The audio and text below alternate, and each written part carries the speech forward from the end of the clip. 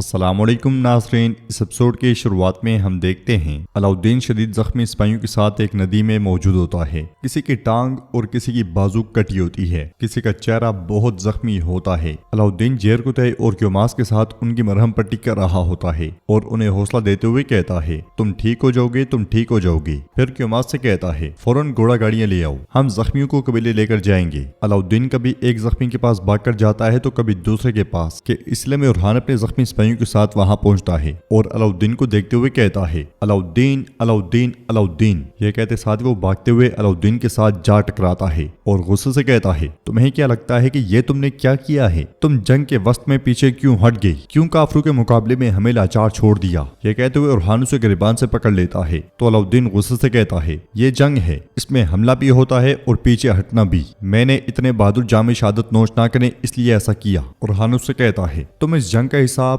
اپنے کیے دھرے کا حساب بابا کو دو گے۔ یہ کہتے ساتھ وہ پلٹتا ہے تو علاؤالدین اس سے کہتا ہے اوے بس بہت ہو گیا، کیا ہر ٹھیک بات بس تم ہی جانتے ہو؟ اورحان بھی غصے میں پلٹتے ہوئے کہتا ہے تم نے پیچھے ہٹ کر اپنی زندگی کی سب سے سنگین غلطی کی ہے، تم میدان جنگ سے ڈر کر فرار ہو گئی، تم ایک بزدل ہو علاؤالدین، تم ایک بزدل ہو۔ یہ سنتے ساتھ ہی علاؤالدین بھی اسے گریبان سے دبوچ لیتا ہے اور کہتا ہے میں کم از کم اپنے سپاہیوں کی زندگیوں کے بارے میں سوچنے والا بزدل ہوں، جبکہ تم اپنے سپاہیوں کو جانتے بوجھتے موت کے منہ میں بھیجنے والے غافل ہو اور کچھ نہیں ہے۔ یہ سننے کی دیر تھی کہ اورحان اس پہ ایک زوردار تھپڑ رسید کرتا ہے جس کی وجہ سے علاؤالدین زمین پہ گر جاتا ہے اور بہت غصے میں دکھائی دیتا ہے۔ وہ اٹھتے ہوئے کہتا ہے تمہیں یہ نہیں کرنا چاہیے تھا اورحان سردار، تمہیں یہ ہرگز نہیں کرنا چاہیے تھا۔ وہ اورحان کی جانب بڑھتا ہے تو جیر کتائی اسے روک لیتا ہے اور اورحان کہتا ہے کیا نہیں کرنا چاہیے تھا ہاں؟ علاؤالدین چلاتے ہوئے کہتا ہے مجھ پہ ہاتھ اٹھانے والے تم کون ہو؟ تمہیں یہ نہیں کرنا چاہیے تھا۔ دونوں طرف کے سپاہی بیچ میں کودتے ہیں اور انہیں روکنے کی کوشش کرتے ہیں۔ علاؤالدین چلاتے ہوئے کہتا ہے تم کون ہوتے ہو کہ مجھے مار رہے ہو؟ جواب میں اورحان کہتا ہے تم اپنے بھائی کو اکیلا کیسے چھوڑ سکتے ہو؟ مگر علاؤالدین بار بار ایک ہی سوال پوچھتا ہے تم ہوتے کون ہو مجھ پہ ہاتھ اٹھانے والے، تم ہوتے کون ہو؟ اورحان کہتا ہے اور شہیدوں کے ساتھ کیسے دھوکہ کر سکتے ہو؟ تو ناظرین یہ کہانی کیسے اور کیوں شروع ہوئی، آئیے دیکھتے ہیں 2 دن پہلے کا منظر۔ بحران کی آواز کے ساتھ عثمان صاحب کائی قبیلے کے دیوان میں داخل ہوتے ہیں اور کہتے ہیں ہمیں اس خیمے تلے یکجا کرنے والے پروردگار کی حمد و ثنا کرتے ہیں۔ یہ کہنے کے بعد عثمان صاحب بیٹھتے ہیں اور مزید کہتے ہیں اپنے کن سے فیکون کرنے والے، ہمارے قلوب کو ایمان کے نور سے منور کرنے والے، عظیم اللہ کی 99 عالی مرتب ناموں کے ساتھ دیوان کا آغاز کر رہا ہوں۔ بسم اللہ الرحمن الرحیم۔ ہم نے اپنی ریاست کو آزاد کیا، اب ہمارا اولین فریضہ منگولوں کے ظلم سے کچلی جانے والی عوام کو خوشحال کرنا ہے۔ یہ میرا حکم ہے علاؤالدین سردار، اس سارے عرصے میں ان کے ظلم کا شکار ہونے والا جو کوئی بھی ہے ہم انہیں اپنی ریاست کے پروں تلے لائیں گے۔ اور اورحان سردار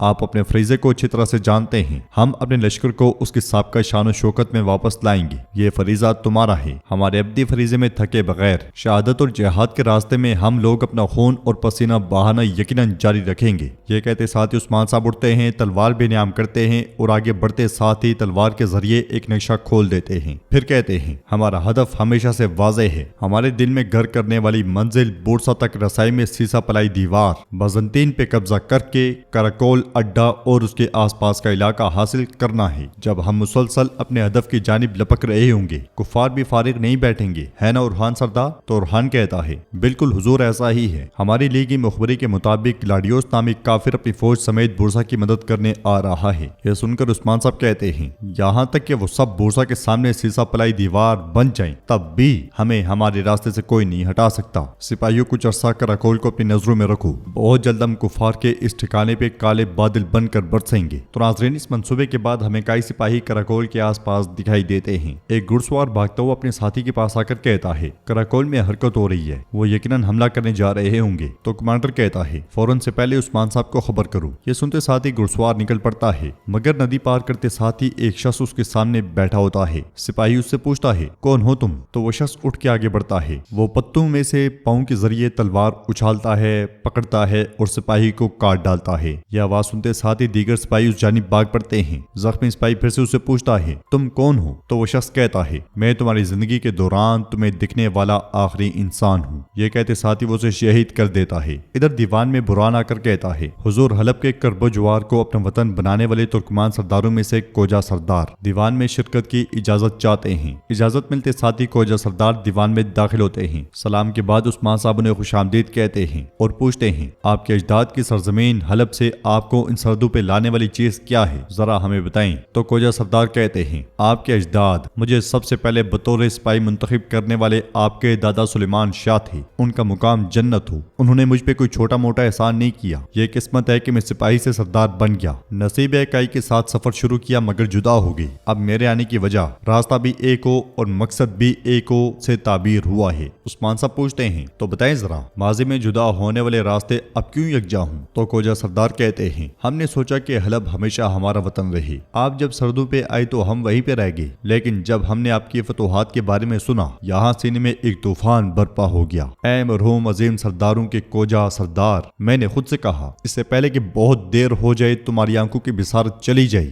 جاؤ کارا عثمان کے پاس جاؤ اور سردی علاقوں میں کافر کو ذبح کرو۔ یہ سن کر عثمان صاحب بہت خوش ہوتے ہیں اور کہتے ہیں ماشاءاللہ میرے دادا سلیمان شاہ نے آپ کو فضول میں سپاہی نہیں بنایا۔ تو کوجا سردار کہتا ہے تبریز کے علاقے میں میرے ہم سفر ساتھی بننے والے بہادروں کے سردار حسن سردار کی نیت بھی میرے ساتھ مماثل ہے، آپ کو بتانے کا کہا ہے۔ یہ سن کر عثمان صاحب کہتے ہیں جن کا دل جہاد کے جذبے سے سرشار ہے ان تمام کے لیے یقیناً ہمارے قبیلے میں جگہ موجود ہے۔ کوجا سردار سینے پہ ہاتھ رکھتے ہوئے کہتے ہیں آپ کا راستہ اب سے میرا راستہ ہے، اللہ ہمیں آپ کے سائے سے محروم نہ کرے۔ عثمان صاحب باہر خواتین دسترخوان سے جا رہی ہوتی ہیں کہ اسی لمحے عثمان صاحب اپنے بیٹوں اور سرداروں کے ساتھ خیمے سے باہر آتے ہیں، لوگ عثمان صاحب زندہ باد عثمان صاحب زندہ باد کے نعرے لگاتے ہیں۔ تو عثمان صاحب کہتے ہیں اے میری عوام، میرے سرداروں، میری بہنوں، میرے سپاہیوں، ہمارے دیوان ختم ہو گیا ہے، ہم نے اپنے اتحاد کو مضبوط کیا ہے، جس طرح ہم نے اپنی تکلیفوں اور پریشانیوں کو بانٹا ہے اب ہم دسترخوان پہ اپنا کھانا بھی ایک دوسرے کے ساتھ بانٹیں گے۔ ادھر ندی کے پاس اس شخص پر حملہ کرنے کے لیے کئی سپاہی بھاگ رہے ہوتے ہیں مگر اس شخص کا قہر